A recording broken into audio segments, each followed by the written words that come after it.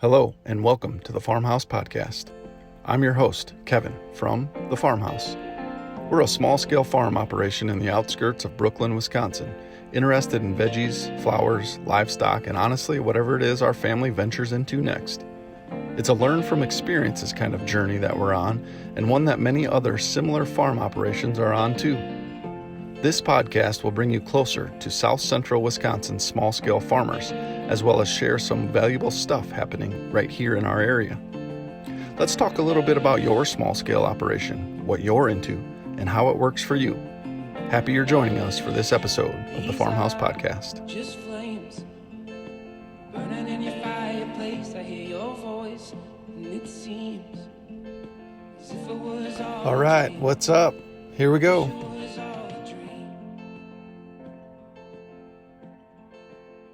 Aaron and I headed to Stand Tall Garden in Evansville for episode 6.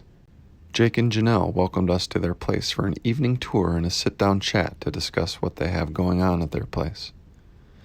This visit was especially intriguing because as we approached the address, we were in the middle of the historic district in Evansville, and then suddenly you see their beautiful house on a residential half-acre lot with every inch of green space that gets enough sun growing veggies. Jake has a wealth of knowledge when it comes to organic farming, and he's learned everything from books and videos. Truly inspirational in how he's gone about setting up the Stand Tall Garden operation. Janelle adds her expertise in the area of organization and puts in her fair share of manual labor hours too. They have a little one that has definitely made finding time to tend to the gardens a challenge, but Stand Tall still cranks out a ton of produce from such a small-scale urban operation. As per usual, I have shared a few links to some of the things that Jake and Janelle mention throughout the podcast, which are posted on the Farmhouse website podcast page. And don't mind the cat meows that pop up in the recordings. Their house cat wanted to make sure to contribute to the podcast too. I hope you enjoy episode 6 of Stand Tall Garden.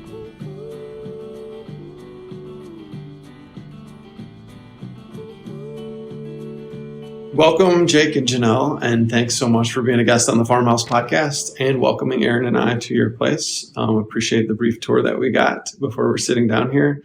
Can you just start by giving us a brief overview of the property, your location, the size, and kind of what you have going on here?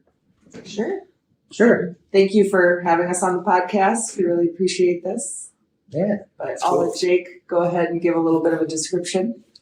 So we're in historic Evansville. We're in the historic district. Our property is about half an acre, a little under half an acre total. For garden space, we use about 2,500 square feet. We started our garden with the mentality of homesteading, with the purpose of being like, we're going to grow all our own stuff just for ourselves. And what happened is, once I started doing that,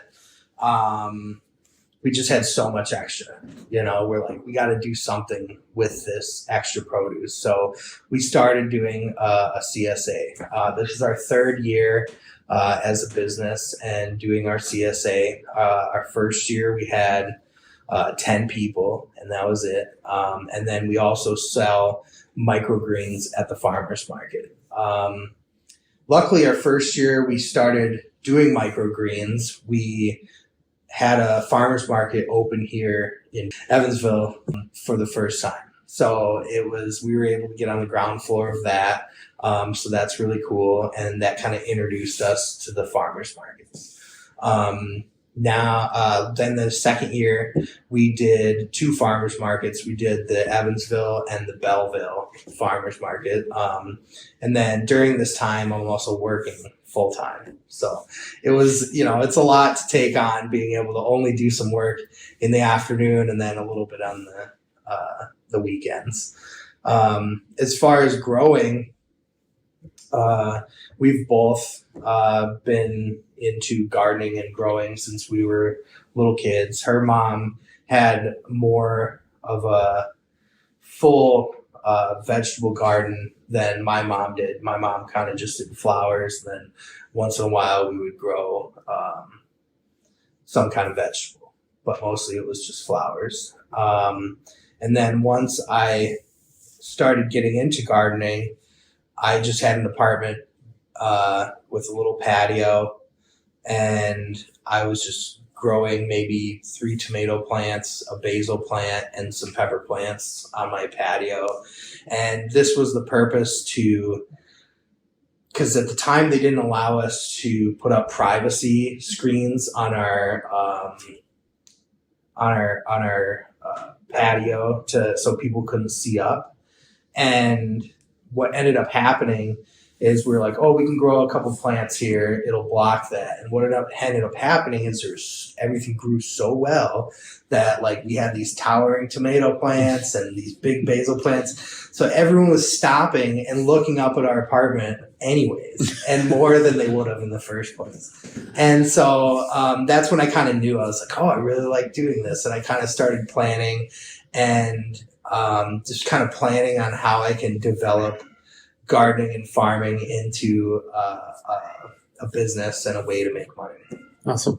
So can you just share a little bit more about kind of the journey? And Janelle, you can add your story too, because you have a pretty awesome operation, and it really seems like you both know what you're doing because everything looks great out there in your garden. So just how you've learned gardening and even the business side, like how you're running this small business from your place. Yeah. So like Jake said, my mom, I grew up with an enormous garden, and weeding was part of your chores in the chore jar. So learned from a very young age how to grow a lot of vegetables. And she had flowers too, but vegetables, I preferred that because it was more, the reward was bigger, right? Because you get to actually eat something at the end. And I'm like, that's pretty cool. So I really just fell in love with, really the harvest is my favorite, but all different stages. So when Jake and I got together, that was definitely something that, interested me in him, was that he was into gardening and stuff too. So we had like a community plot.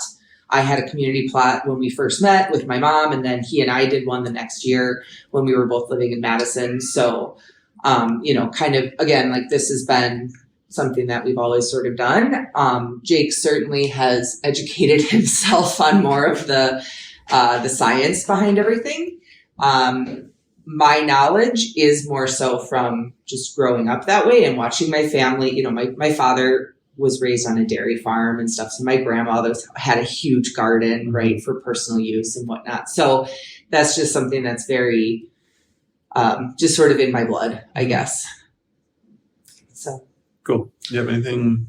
So as far as like how'd you learn? I'm completely self-taught. Okay. So I started just reading books. One of them was Urban Farmer, by, what's his name? Curtis Stone or something. Mm-hmm. He does podcasts. Yep. He does YouTube shows. That was a lot. When I read his book, he really puts it, he breaks down how to run a business kind of in the most simplified way. Mm-hmm. He's like, and what you'll have to do to earn like to a certain amount, because he also does it very typical. He does it in his front yard, does it in other people's yards, and uses very little space. And that was very important to me, because we obviously don't live in the country. We're right in the middle of town. Mm-hmm. And then just watching YouTube videos, kind of especially learning from my mistakes, like planting something and getting a ton of blossom end rot on tomatoes and being like, well, how do I fix this? And then going through, and you have to really weed out all like the fake information that you get online, where it's, you got to just choose reputable channels to follow, and then you also have to weed through their big story about, because they're trying to make it's entertainment, and mm-hmm. So you have to kind of weed through to find the information. And then, but mostly trial and error. That's a big part of it. The first couple years we lived here, we started a garden and it was much smaller than it is now. Mm-hmm. We had maybe 6 buckets of tomatoes and then a couple plants. I had like a little, there's like a table out there with like a lattice on it, and that was what I called my lettuce table because it kind of shaded everything just enough. And it was just a little table workbench that I pulled, and that's like all we had really. Sure.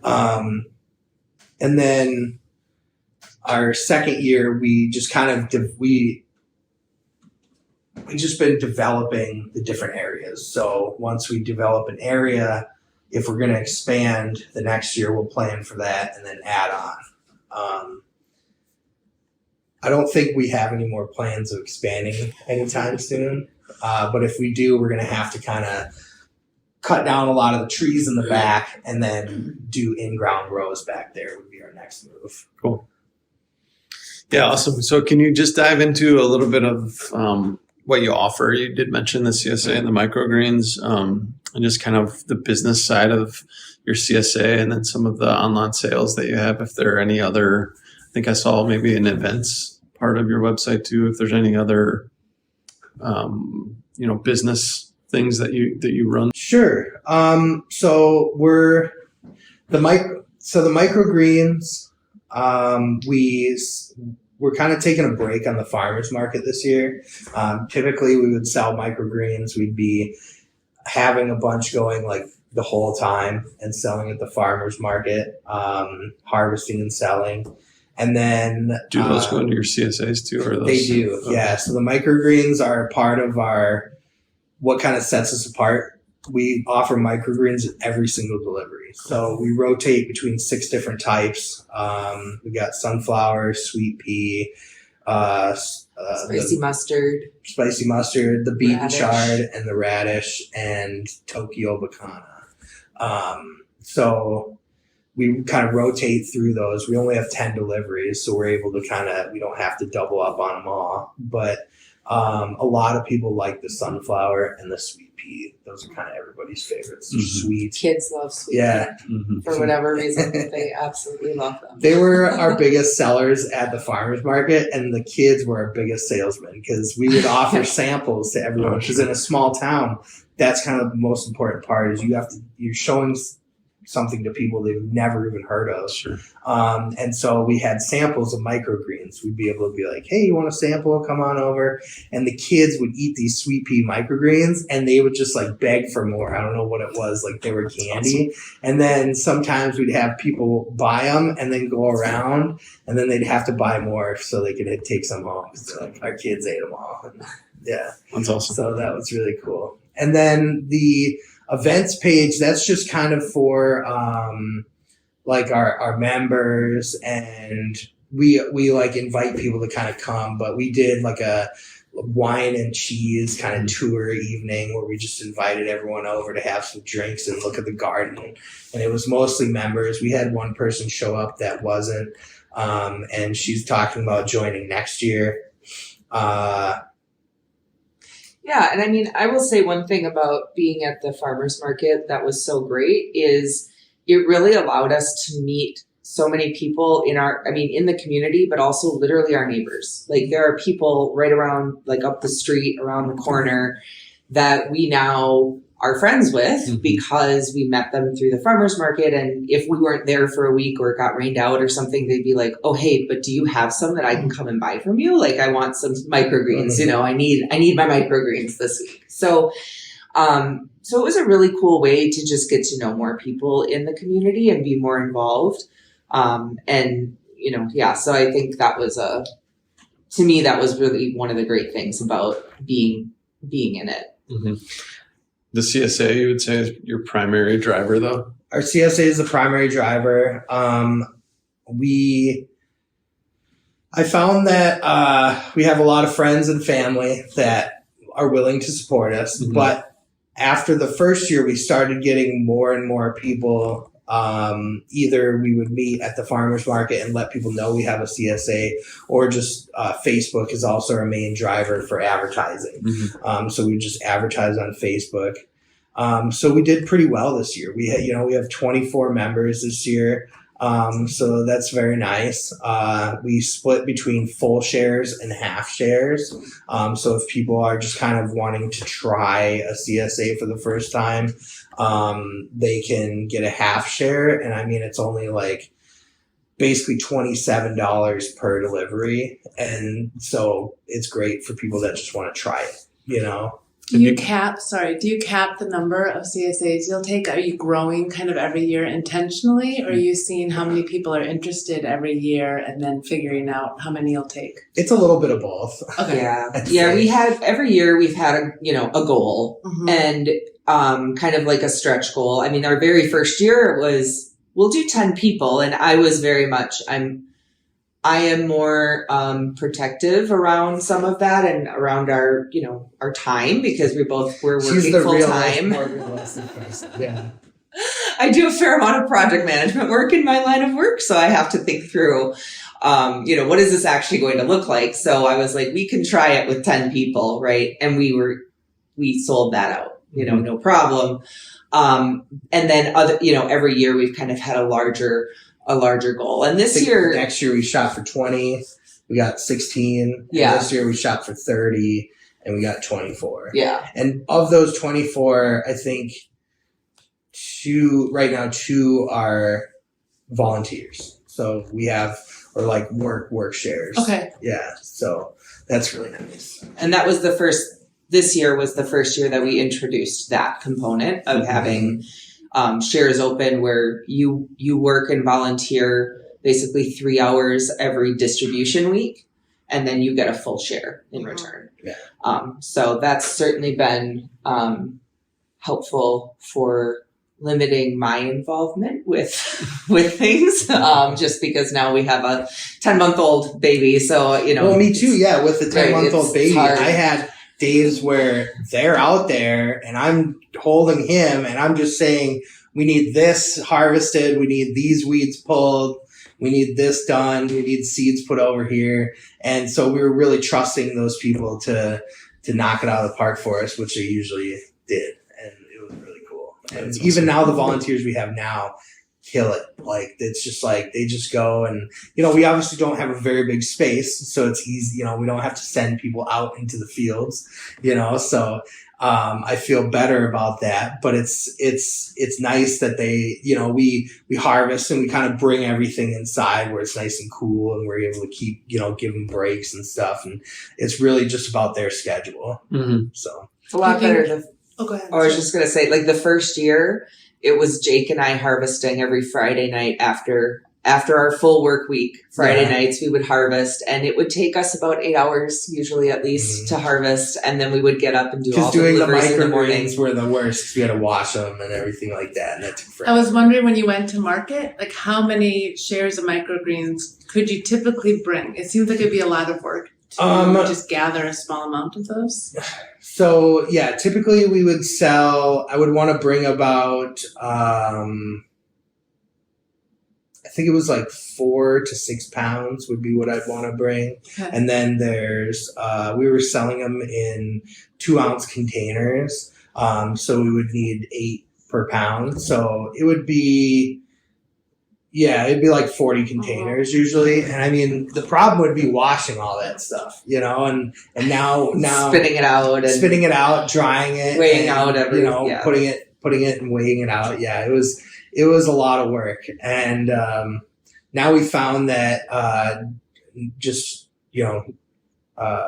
not washing them, serving them raw, not only do they last longer, but people are totally willing to wash them, because they're already probably going to wash them themselves. So there's not a lot of dirt on them or anything like that, but we do grow in soil. We're not hydroponic. Mm-hmm. I like the way they come out when you grow microgreens in soil. They just kind of taste better, and I think they last longer too. Mm-hmm. So just to highlight the workload balance, Janelle, you are working full time still. You have a 10-month-old at the house, and can you just kind of go through how that balances out between kind of responsibilities? You deliver your CSAs as well, so. That's one of the things we're working on is balance. I think that's one of the most important things in farming is to figure out balance, or any profession really. Mm-hmm. Figure out balance, family, and your life. The work balance is, I'm a stay-at-home dad. Janelle works full time during the week, and then I'll get a few things done in the garden in the morning sometimes, or maybe in the afternoons after she gets done with work. Then she can take him, and then I can get some work done in the garden. And then we've been lucky to have family that helps out. So usually my mom comes every Wednesday, and then I got the whole day to get stuff done. And my mom was coming down too for like a few days, and kind of gives Jake a little time to get out and do extra things. So yeah, it really makes a difference to just have a couple days. And then also I work in the mornings on the weekends. So I do maintenance for 8 hours on the weekends in the morning. So from 5 to 1. And then I get off, and that's kind of when I'm able to get my farming stuff done, gardening stuff done. When are you guys doing the deliveries? And you're doing those to the customer's home, or do you have like a pickup location? We do it to their home. So deliveries are, thankfully this year we split them into 2 days, which made it a lot easier. And we do them, so Tuesday from 4 to 8 is our delivery time, and then Wednesday from 4 to 8 is our delivery time. He does the Evansville and surrounding areas on Tuesdays. We have like one person in Janesville. So he does that on Tuesdays. And then on Wednesdays, he goes out to the Madison area and does everyone there. Okay. I was just going to ask how you set a radius. Do you so far you have a good system of delivering to anyone who's interested, who's kind of in the area? We did 25 miles. The only like good radius that worked for us, like a real, like that we were set up on Google. We just did 25 miles from Oregon. Yeah. And that kind of covered parts of Madison, Middleton, Verona, out to us, and so I think technically Janesville is like outside of that, but he was our friend. They're long, and they've been with us for a while, so we weren't going to punish them for moving out of Madison. So you're just harvesting, packing up the CSA shares, and then loading up and taking off. Yep. So Sunday we keep everything in the basement where it's nice and cool. Once it's done, but we start harvesting the Sunday before, and then maybe we'll do some Monday. Usually our microgreens end up being like either Monday night or Tuesday, and then we just harvest those. That takes maybe an hour now. That's so much better now. That maybe takes an hour now, so that's really nice. And then, we just pack them up. We put everything into paper bags, and then we try to use the least amount of plastics. All our plastics are either like 80% recycled or completely biodegradable. Like our plastic grocery bags are all biodegradable, nice green bags. Well, and that's one thing that we definitely learned over time. When we first started out, we were packaging all of the produce, right, into their, however much we were giving everyone weighed out. And then we would put them into coolers and then load up a bag at each person's house. Mm-hmm.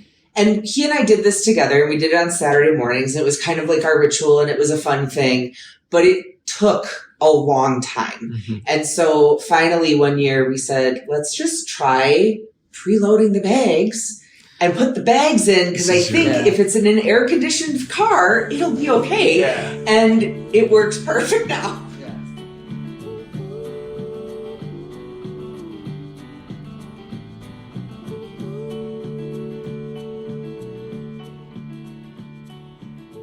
Let's dive in a little bit into the growing and the process that you kind of have for seed starting, how you initially get things going, and then all the way through kind of to the harvest phase. Sweet. We do 100% seed starting. We found that it is much better to start seed than it's way cheaper than buying it started. And then it's also cheaper to buy seeds in bulk and then, be able to then buying it throughout the year. But seed starting, we used to do soil plugs or soil blocks. I found that it worked really well. It just takes way too long for what we have. You know, it's like I don't have the money to necessarily buy the giant soil block makers. So this year we switched back to we do trays. So they're just 75 slot plugs. They work okay. We tried some different seed starting mix this year. We usually go with Pro Mix and just their general organic Pro Mix. You can buy from Menards. It's perfect for seed starting or just doing anything basic because there's not much nutrient in it, so it just works well for seed starting. We tried Purple Cow this year, their seed starting mix, and like, I don't want to talk bad about Purple Cow because I do love Purple Cow. We use all their compost, but their seed starting mix did not work very well. I had some really bad luck with it, and it was kind of heartbreaking because it was such an expensive mix. Mm-hmm. I was like, this is going to be great. It's going to work well. And it didn't really work well for seed starting, but once the seeds got started, it was like phenomenal. You know, I didn't have to add any nitrogen or anything. Everything took off after it had popped up from being in seed. And then after we'll start them indoors in our setup downstairs, and then we'll take them out to the porch to Harden them up. You got harden them off. grow lights down there then too? Yeah, we just use LED grow lights. We've also in the past used like a bigger light that covers like an entire area instead. But I found the LEDs are just so much. It's easier to control the temperature and control everything that goes on with them than having to deal with this giant light. Mm-hmm. Go ahead. I was just going to say, there's certain things that we direct sow once spring comes around. Not everything is started. 72 cell trays. Mm-hmm. How much are you starting down there? I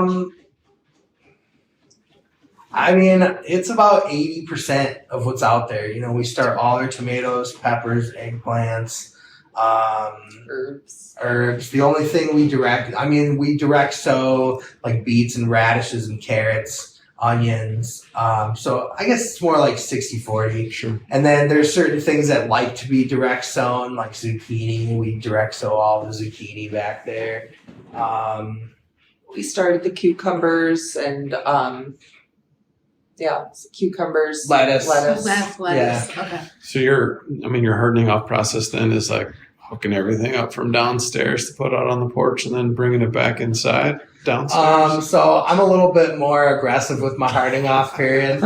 A lot because we have the porch over there where it really doesn't get any direct sun. It's covered. So I'll typically, if the weather's good, like in the spring, it is tough if it's cold. But I'll also just kind of cover. I have some fabric, mm-hmm. and I'll just cover the starts with that sometimes if it's not super cold. But typically I'll just go up and I just give them 3 days. I say 3 days. And then if I'm really lucky, there'll be like a storm or something or where it's like overcast and I'll just throw them right outside and just under the overcast. But typically it's like 3 days hardening off process because it does get some direct light on that porch. Like in the morning, it shines on everything. And that's the best time to have your sun for hardening off because it's typically the least intense when it's just like coming up over the horizon. And then, so once it gets that direct light, it's basically getting that tan, and then it's getting shaded for the rest of the day. So cool. But there has been times where the weather's been weird and we've had to I think we had 10 or 12 trays that, yes, at one point we had to lug up and down. Yeah. So it's pretty crazy. So then they transplant and then they're in your soil and just kind of monitoring water. And do you feed them anything? So soil, we try to concentrate on soil health. So in the fall, we reuse all the soil in our pots. So any of our pots or raised beds, we don't ever take anything out of there. We kind of treat it like as if it were a in-ground bed. We just keep layering it. Like a mini no-till kind of. Mini no-till, okay. essentially. That's what we kind of are like biodiverse, where we will put in compost and peat moss and perlite, and then we condition it with like crab meal, and we focus on marine-based nutrients for doing the conditioning, because that way there's less chance of disease. Because we do use chicken poo as like our main fertilizer for top dressing, like throughout the year. I think I've top dressed like 2 or 3 times this year. But as far as like the stuff in the soil, it's all marine based. So it's like crab meal, kelp meal, Fish emulsion. yeah, fish. We do a fish emulsion too with the Neptune's harvest. We'll do that like once a month. We just give them a little boost of nitrogen. But the thing about Neptune's harvest is like the nitrogen in there is not really available to the plants right away. So it has to actually be broken down by the bacteria and the fungus in the soil, and that'll turn into the plant food. And that's why the tomatoes taste so good, because it's that humus that's being created. And this year I focused more on pH, and I found out what the pH was, and it was way too high. So I had to go through this year and add more peat moss to every one of them, and just kind of work it in a little bit. And that drastically helped with the pH levels for the year. So when you're cleaning up at the end of the season, are you ripping out roots, or are you just cutting off? Just cut right off. Leave everything in the soil to let all that microbiology kind of work. Yeah. And I mean, the thing about it is those pots are above ground. So technically everything is freezing. So it really doesn't start working again until the spring, like when it thaws out, because all those roots will be still left in there. Sure. And it'll kind of, it'll freeze, and then it'll be ready for the next year though. And everything will just grow right in there. And we rotate. This is our 3rd year. So we usually will typically make new pots for the tomatoes and then move them somewhere else. This is our last year making new pots. Now we have enough to do a rotation. So like the ones that are the potatoes and the green beans over here used to be the tomato pots. And we were just able to kind of move them around since nothing is in the ground. And you've learned all that just by self-learning. You have no practical experience. No, because that's kind of a tricky thing to like the whole like rotate what to plant after which crop. Yeah. You will watch those videos where like, here's 10 things I do in my garden. It may seem simple. It may seem like silly to someone who is a advanced gardener, and they're like, this is silly information. But to someone who doesn't know anything about gardening, like it's everything, And then you take that, and then I take that, and I'm like, okay, so why does this happen? Like, okay, so the tomatoes need calcium and they need nitrogen and phosphorus, but and then when they get blossom end rot, they're like, oh, give it more calcium. And I'm like, okay, great. But I need to know why. I can't just let someone tell me I need to do this. I need to know why. So then you go in and you're like, okay, so that actually helps. It's the building blocks. And, it's kind of, you think of calcium as like the shell of your vegetable. So when you have good calcium, your vegetable, your fruit is going to have that good shell as well. So that's why we put in a lot of crab meal, because that breaks down and that gives it calcium and slow release nitrogen. It also has, Look at me, I don't know these might have to things. just cut this part out, but chitling. Oh God. I don't On think tomatoes? that's it. No, In the crab? In the crab, yeah. So it's got that. I know I can't think of it, but can't it sounds think of it very either. familiar. I knew it was about the crab. But it's so good for your plants because it actually helps them to build like a thicker cell walls. And it's something that's like in the shell that's like a bacteria, or it's like, oh God. In the shell of the crab that kind of like, it helps vegetables to grow kind of similar and grow stronger and grow more flavor. And it's why like you go to any old gardener, and they're like, oh yeah, put some seashells in your garden and everything will go great, you know? Sure. And that's why. Yeah. Cool. Yeah, I wish I could remember what that's called. Oh man. I'll look it up. Yeah. Throw it in the notes. I was going to say you could throw it in the notes. I hope you can take some photos and throw it in the notes because it's such a cool operation visually. Yeah. It's so unique. Can you talk a little bit about that? Why you're not just a raised bed with soil in the raised bed, but you're actually in these fabric pots? So that was fabric pots. I just found them to be the easiest thing. I don't, with a raised bed, you have to, they're expensive to build a raised bed that would be even 3 feet off the ground. That's 3 feet of wood on every side. And at the time, wood prices are crazy, And so to be able to do that, I got those pots were a 12 pack. They're 100-gallon pots. I got a 12 pack for like $35-$40, and then they just fold out. You put the dirt in. They're there. They have handles. If you want to, you can like drag them around and stuff if they're dry. Aren't they heavy? I don't know if that works with the 100-gallon pots. It works well with the 8-gallon, 5-gallon. But like when we were setting them up, it was really easy to get them in those nice straight rows. And also the fact that like there's actually a big hump in the middle of the front yard, and so those pots just kind of fit right over it. Sure. The other thing is with the fabric pots, you get the air pruning, so where the roots will grow out to the edge of the pots, they'll die off when they hit the air, and it forces the plant to grow down more and put out more roots completely. Sure. So it's more like growing in the ground. And the reason we don't grow in the ground is one, a lot of the stuff like tomatoes, I don't think I would ever grow in the ground here in Wisconsin just because it gets so wet, and you never know when there's going to be like a ton of rain, and that can just like totally mess up your tomatoes for the season. But there are things I wish I had grown in the ground just to save water. Like what? What like peppers, I think would probably do fine in the ground. Because they're fine.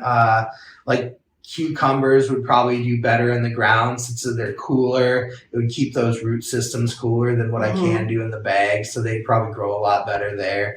Plus the pots dry out because if I'm not careful, because there's peat moss in there, and so they can dry out, and then you're like cucumbers, like some plants are fine with that being dried out for a little bit, but cucumbers, you'll get those like little weird cucumbers, or they might get really bitter too. So like that's kind of a problem. But things like doing like our spinach, because we grow them up higher and we cover everything, like I hardly put any insecticides on or anything, and we're all organic. So when I say insecticide, I mean, neem oil. We use neem oil. I use, there's one thing that kind of sets me apart is when I use neem oil, I use sunflower lecithin as my emulsifier instead of using soap.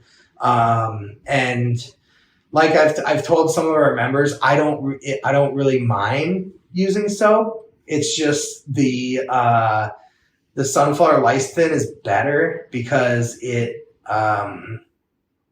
has a way to combine the molecules on the water side and the oil side with itself instead of like putting the oil and water together. And so it actually will break down better in the water, and you'll get a finer mist. It'll atomize better. You'll get a finer mist spraying on everything. So it's like more coverage. So it evenly spreads out. And then also the benefit of the sunflower lecithin is it's full of phosphorus, and so you get a little bit of a leaf foliar spray as well as putting your neem oil, and then we use BT spray as well. And then we just recently started using Sluggo, which works super well. Yeah, I was just going to ask you kind of what that pest management is for some of the things. You have those kind of those cut row covers over some of your rows. I'm guessing that's for some of the pressures that you get. Yeah, we get really bad like moss and stuff around this area, and so you'll end up getting a ton of worms like in your spinach or in your lettuce. And then it also helps with like our carrots are under there, so it'll help with the anything that'll like get into the roots and stuff. Mm-hmm. That's the other benefit of the fabric pots is like it's totally encased, so you won't have as much problems with like our potatoes. I've never had potato beetles, because it's just completely encased, so you don't have to worry about stuff.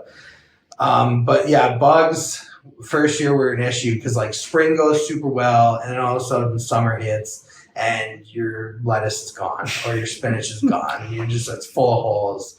And I did find that most of the problem was with slugs. So I just started putting out Sluggo, which works really well. It's like an iron magnesium, I think. And so when they eat it, it just like makes it so they don't want to eat anymore. And that really worked well. We also used diatomaceous earth, big time, like on our spinach and some of the more sensitive items. And that works great. And then we use it on our tomatoes and our eggplants. Eggplants was the biggest one this year. They got really bad flea beetle infestation, and I had to just dump so much diatomaceous earth all over everything. And then I also learned you can use it, as long as you're wearing a mask, you can use it with a leaf blower. You just kind of spray everything down, right? So it's nice and wet. And then you just put a pile on the ground and just kind of run over with your leaf blower, and it blows it up and goes underneath everything and just sticks to everything. And it works super well. You just can't blow it like too hard at once. You got to kind of create a cloud, like a dust cloud on the ground. And it just floats up under and sticks to the underneath of all your plants and gets everywhere and gets in all the bugs, and it works super well. That's really interesting. How is your spinach looking so great in August? I can't believe it. It looks, it's beautiful, and it's hot summer. We also use shade cloths, so I didn't have any up because it only got to about 80 degrees today. But anything over 80, we put a 40% shade cloth on. Okay. And they're 50 feet long, so we're able to put one on each of those rows. And then we have some up. You saw we have some up over the A-frames because that was a problem with the heat in the afternoon, was getting to those A-frames and like the root systems. The reason the spinach looks so good too is because that's red tabby spinach, and it's really hardy in the summertime. Okay, it's gorgeous, and I feel like we've never grown spinach like that in summer. Go ahead. Sorry, can you talk a little bit about those A-frames? Because I feel like that's definitely a cool feature in the layout too. So the A-frames were an idea from a farm up in Canada called the Ingenious Farms. I don't know the guy. I just saw he is this farm where he's got 2 acres of A-frames that are a little bit bigger than what I have. And he uses gutter systems to hold all his soil. And then he has like chickens on the farm too. And he makes like chicken tea or chicken poo, like compost tea and stuff.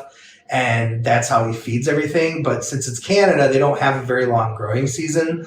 So he starts everything in the greenhouses in these gutters, and then they just like take them out. And then it's like a walk through grocery store essentially. You just pick everything yourself, and then you like pay for it. That's so cool. And then he does like CSAs, and he's like a learning farm too. And he's known as the strawberry whisperer. And so he grows like a ton of strawberries in these A-frame systems.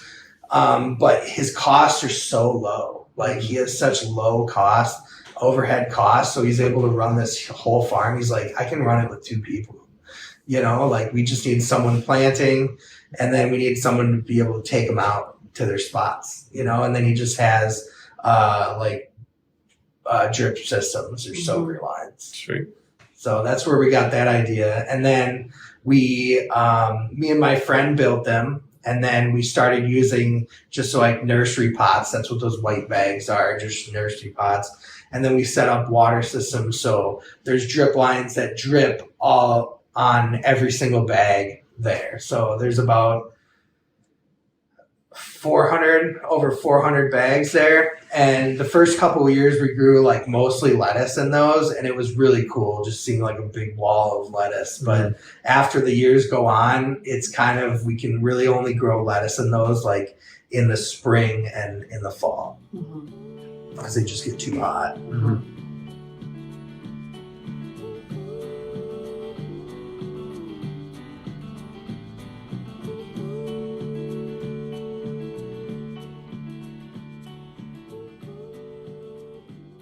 So you're in the historic district of Evansville, beautiful big house here, and you have your half acre with maybe a quarter of it being gardens or essentially a mini farm. I'm just curious how the perception of the neighborhood is and kind of if you get any pushback from either the city of Evansville or your neighbors or neighborhood. So we've never gotten any pushback, and that's been due to me always just worrying about it, that was one of the things. I have seen videos of other farmers who grow in their front yard getting complaints, especially around now when the gardens kind of get a little more overgrown looking. And they'll end up like complaining to the city and then somehow shutting down someone's garden. And so I really didn't want that to happen. So we kind of started with this first area and we were like, okay, people can't really see it. It's fine, whatever. And then once we did this bigger area that's right out front, I was like, we got to make this look good. Like we got to make sure that everything out here looks really nice. We got to keep it weeded. We got to keep it clean. And the biggest thing that we did was we put all those wood chips down. And I mean, there's probably it was originally probably like 4 to 6 inches of wood chips in that area, to kind of suppress all the grass and the weeds and stuff. Because we didn't put down like anything over the grass first. We just put down wood chips and spread them out, and then putting those pots and making sure they're all straight, making sure they're all in a row. The kind of the frame of how we put up the netting, we wanted to make sure those all looked nice and straight and looked really nice, because otherwise we'd have people complaining. But right now we have people that come by and they're like, we're so glad you do this. This is so cool. We come by every day just to see like the garden change. I come by on my runs when I go through here just to see if there's anything changing or new that you've planted. And so that's really cool. And those people are the people that I'm usually like, come on, see the rest, just walk down the driveway. That's all you got to do. So I bet you've inspired a lot of other urban gardens too. I hope especially so. during this, I feel like the time that we live in and people being home a little bit more, when you look out there, you're like, oh my gosh, I could do this. Like I've got a front yard or I've got a little patch on my side. And just to kind of go vertical just looks awesome. I hope one day to get into doing more consulting for people who want to start their own gardens, because I think it's one of the coolest things to start and like plan and start and then have a successful garden. Well, one of the long-term ideas that Jake had, which I think is really great too, was how could he help, kind of on a consultant basis, but how could he help people who maybe have mobility issues or maybe they're older or, just don't have the ability to get out and like get down on their hands and knees in the dirt. How could he come in, help set up, like a raised situation and have them, grow a few staples for what they would need for their own purposes for cooking and whatnot that would be really easily accessible to them. So, I mean, that's Awesome again, idea. not something that we're doing today, but certainly is an idea for the future. And I think it's I think it's a great idea to think through how people need for fresh food. and it's also very hard to get it sometimes. And so like if you are living in an apartment or something too, you might not have access to great fresh vegetables, but if you can learn how to grow like a small tomato, enough of a tomato bush, And herbs, yeah. Out on your own balcony, you can at least have some, fresh vegetables. I think Absolutely. those fabric pots and a miniature version of the A-frame can pretty much go up. Right. anywhere. Yeah. That's cool. All right, we're going to transition into the rapid fire questions All right. section. I have 6 questions here. You can have 1 or 2 word answers, or you can kind of go into a little bit more detail, but you can't go too long, Jake, All right. because we've got to end at some point here. All right. So let's just dive in. The first question is your must-have tool or piece of equipment for working in your gardens at the scale you're working in here. And can you each answer this, please? Can you each name something that you really enjoy doing or using? Well, You go first. I used to have a tomato trellis gun that was pretty awesome. And since we're not using those types of trellises this year, I would say just my pruning shears are like number one. Number one. Is there a specific pruning shear that you I use prefer? Fiskars. They have this really neat handle where it actually kind of turns a little bit as you're closing it, so it makes it really easy to clip them real fast and then just throw them in your pocket. Nice. Janelle?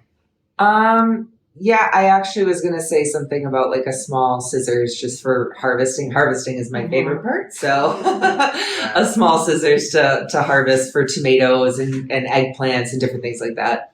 Do you harvest your microgreens with the scissors? We just recently got an electric knife. Oh, cool. So, Before that, it was a bread knife. yeah. A serrated Okay. knife works best for that. Okay.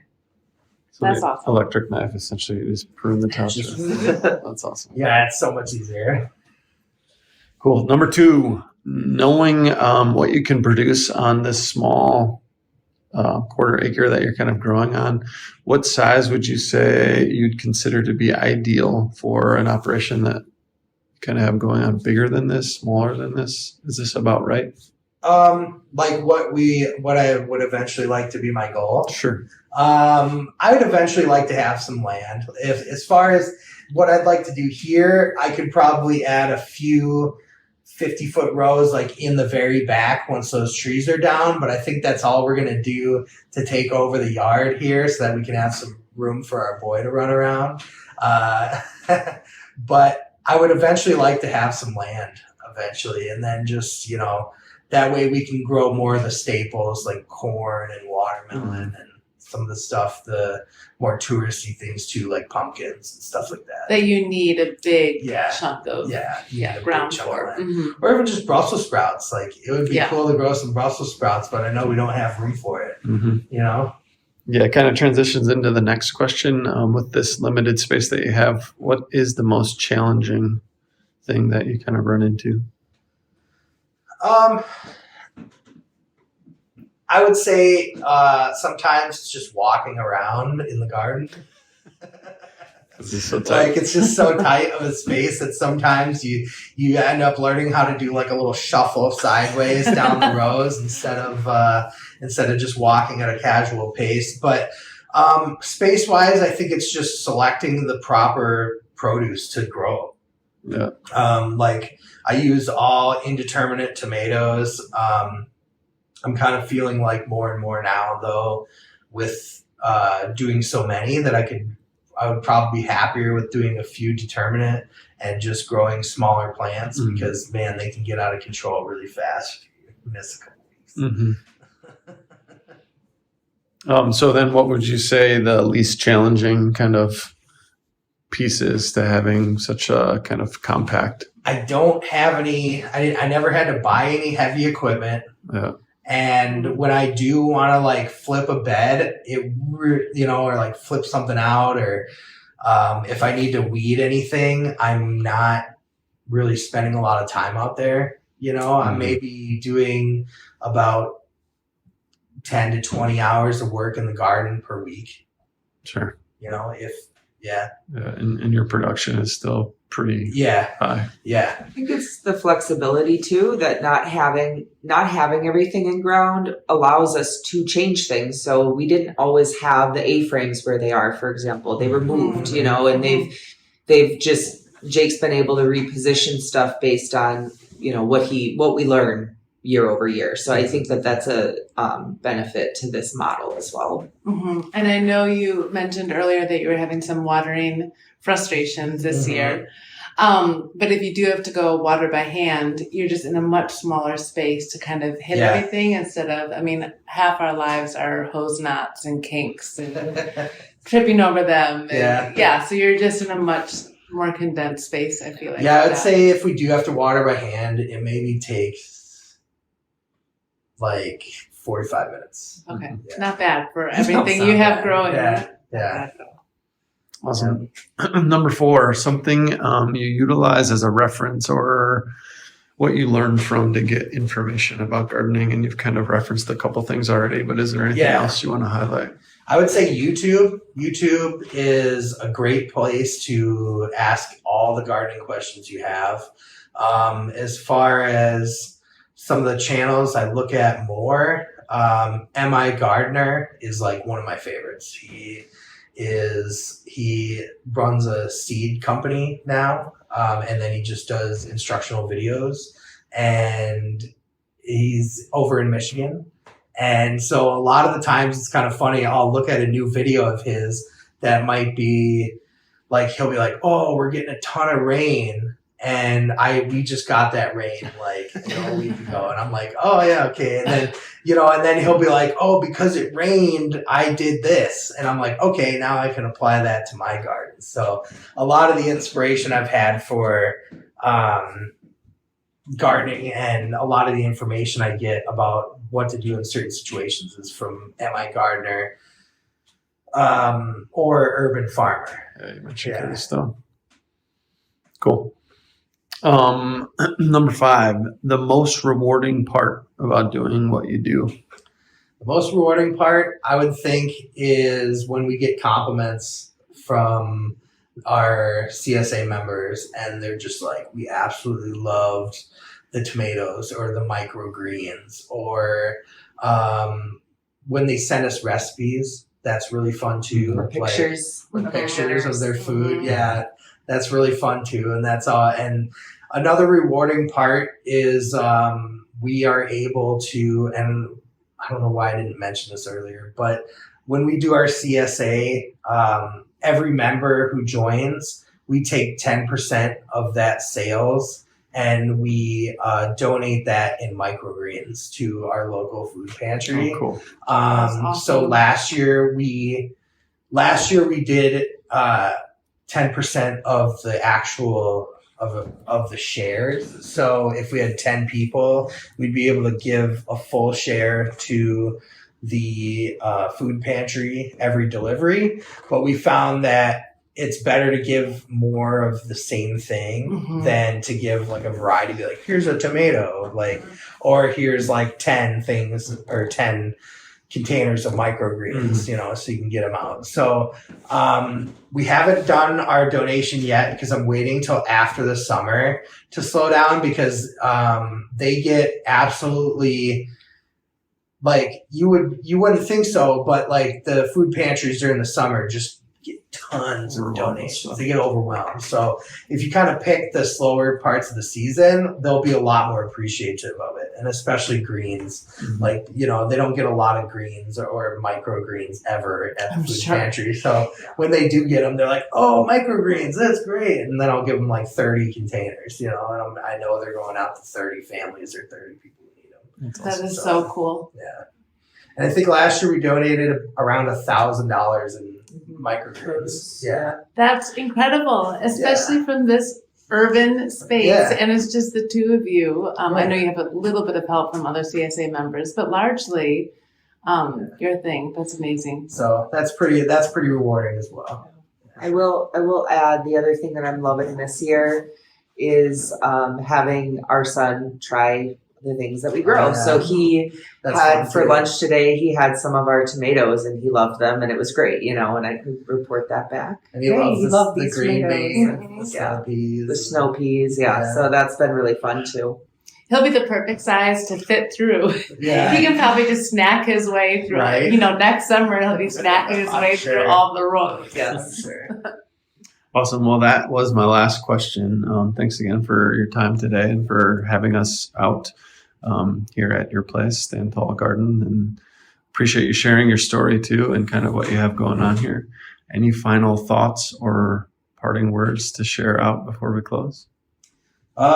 Just don't be afraid to start a garden. You never know what you're gonna get. Yeah.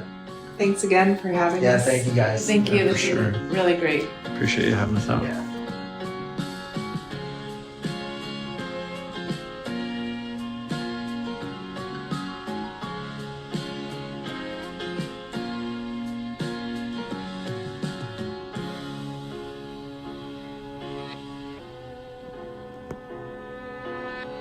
Hope you enjoyed this episode and got a few takeaways from it.